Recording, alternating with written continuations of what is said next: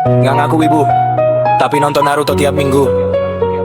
Iki kisahku, perjuangan sejati. Saka cilik wis kenal ninja, nonton sampai subuh ora krasa wayahe tiba. Ngimpi dadi Hokage nanging uripan gel, tapi semangatku ora iso dibandel. Ngopi karo headset ngetik story, nulis fanfic nganti lali bengi. Konco padang guyu ibu ngelantur, tapi saiki aku kerja duitku makmur. Berdiri tinggi di atas medan pertempuran, utusan ilahi itu menunjukkan rasa terkejut yang tulus saat menemukan bahwa di bumi ternyata ada seseorang dengan bakat luar biasa seperti Jichin. Sambil berbicara, ia hanya menggerakkan tangannya dengan santai. Tiba-tiba segerombolan besar tanaman merambat hitam berduri meledak keluar dari tanah.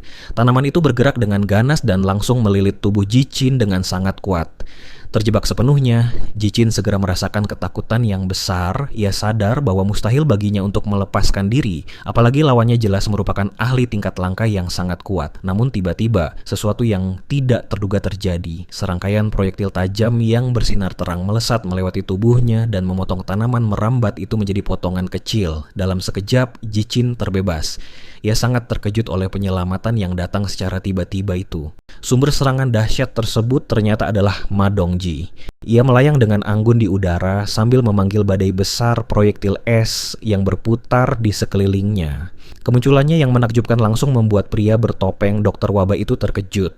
Melayang dengan tenang di tengah pusaran kekuatannya, Ma Dongji menjelaskan dengan percaya diri kepada pria bertopeng itu bahwa ia sudah menduga sejak awal bahwa kultus Dewa Tanaman akan menargetkan Jichin setelah penampilannya yang luar biasa sebelumnya. Karena itulah ia diam-diam menjaga Jichin, menunggu dari bayangan sampai mereka akhirnya bergerak. Pria bertopeng itu hanya tertawa kecil setelah mendengarnya. Ia menganggap jebakan itu cukup cerdas dan menghibur, tetapi tetap sangat percaya diri. Dengan nada sombong, ia menyatakan bahwa menghadapi Ma Dongji seorang diri sama sekali bukan masalah baginya. Sangat marah karena kesombongan pria itu, Ma Dongji dengan tajam membalas bahwa dia bukan lagi lawan lemah seperti dulu. Tanpa memberi peringatan, ia langsung meluncurkan hujan besar proyektil bercahaya ke arah pria itu. Sebagai tanggapan cepat, pria bertopeng tersebut segera mengendalikan kekuatan gelapnya.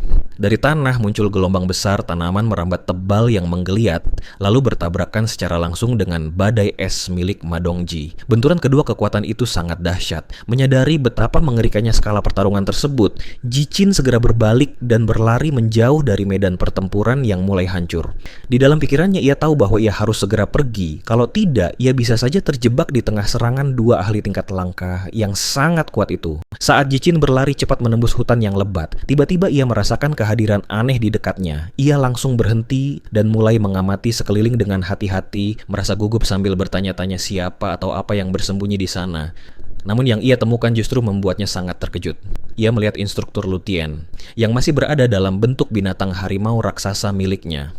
Instruktur itu ternyata terjebak dan terikat kuat oleh tanaman merambat berduri hitam.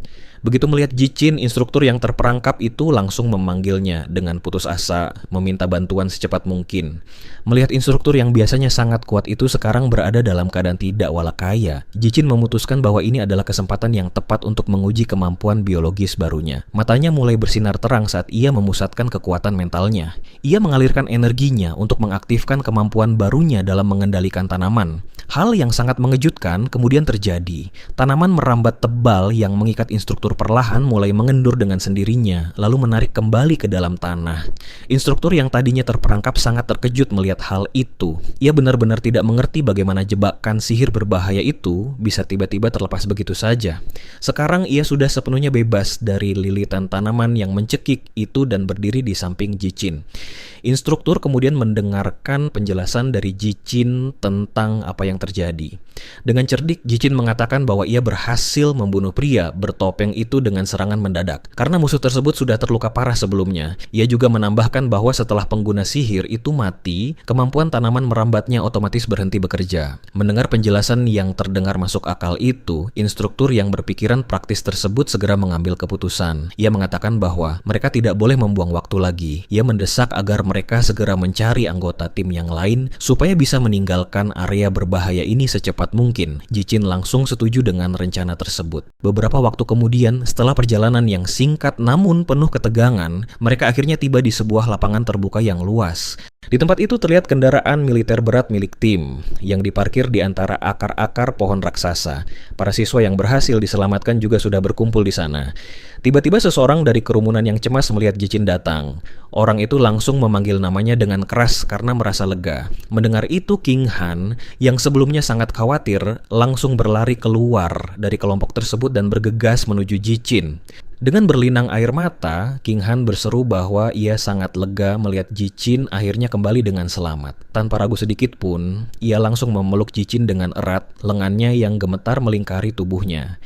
Ia mulai menangis sambil dengan jujur mengakui betapa takutnya ia kehilangan Jichin dan takut tidak pernah bisa bertemu dengannya lagi. Dengan putus asa ia memohon agar mereka tidak pernah berpisah lagi. Jichin yang ingin menenangkannya kemudian membalas pelukan itu dengan lembut dan dengan tulus berjanji bahwa mulai sekarang mereka akan tetap bersama. Tidak lama setelah pertemuan yang penuh emosi itu, Miwei mendekati Jichin dengan hati-hati. Ia memeriksa kondisinya dan dengan tulus bertanya apakah ia mengalami luka selama pelarian berbahaya tadi. Kemudian ia mengulurkan sebuah pil penyembuh yang sangat berharga dan menawarkannya kepada Jichin. Namun Jichin dengan sopan menolak tawaran baik itu sambil meyakinkan bahwa dirinya tidak terluka sama sekali dan tidak membutuhkan obat tersebut. Akan tetapi, Miwei yang cukup keras kepala tetap bersikeras. Ia dengan lembut tetapi tegas menaruh pil itu di tangan Jichin, lalu mengatakan agar ia menyimpannya saja jika suatu saat benar-benar membutuhkannya. Perhatian yang tidak terduga itu membuat Jichin terlihat cukup terkejut sekaligus tersentuh. Namun ia segera kembali fokus pada situasi yang sangat mendesak. Dengan ekspresi serius, Jichin berbicara kepada seluruh tim yang berkumpul di sana. Ia dengan suara keras mengumumkan bahwa karena semua orang sudah berkumpul, mereka harus segera naik ke kendaraan lapis baja dan meninggalkan area berbahaya itu secepat mungkin. Dengan nada tegas, Jichin memperingatkan semua orang bahwa sangat berbahaya jika mereka tetap tinggal di tempat itu. Ia menjelaskan bahwa seorang ahli tingkat langka dari kultus Dewa Tanaman sedang bertarung dengan Ma Dongji di dekat area tersebut. Jika mereka tetap berada di sana, mereka sangat berisiko terjebak di tengah bentrokan kekuatan yang menghancurkan. Mengikuti perintahnya, seluruh tim segera naik ke kendaraan militer lapis baja. Tidak lama kemudian, konvoi kendaraan itu melaju cepat meninggalkan tempat tersebut melalui hutan yang dipenuhi tanaman liar. Di dalam truk yang sedang bergerak, para siswa yang masih gemetar membicarakan betapa mengerikannya situasi yang baru saja mereka alami. Mereka sangat terkejut karena ternyata musuh tingkat langka benar-benar muncul, dan bahkan Ma Dongji juga berada di sana. Beberapa dari mereka juga mulai bertanya dengan gugup mengapa distrik militer pusat belum mengirim bantuan, padahal ancaman yang muncul jelas sangat berbahaya saat konvoi kendaraan itu melaju dengan kecepatan tinggi untuk melarikan diri. Sesuatu yang mengejutkan tiba-tiba terjadi. Seorang sosok misterius tanpa alas kaki mendadak turun dari langit dengan sangat cepat, lalu mendarat tepat di tengah jalan dengan ledakan energi merah muda yang bercahaya. Melihat sosok aneh itu turun, seseorang di dalam kendaraan berseru keras, berharap bahwa orang itu mungkin hanya salah satu instruktur mereka. Namun harapan itu langsung berubah menjadi kepanikan. Sopir kendaraan yang bermata terbelalak melihat dengan jelas sosok tersebut melalui kaca depan, lalu langsung berteriak memberi peringatan. Berdiri dengan tenang tepat di tengah jalan, menghalangi jalur pelarian mereka tanpa usaha sedikit pun, adalah sosok legendaris yang sangat menakutkan, Nine-Tailed Demon.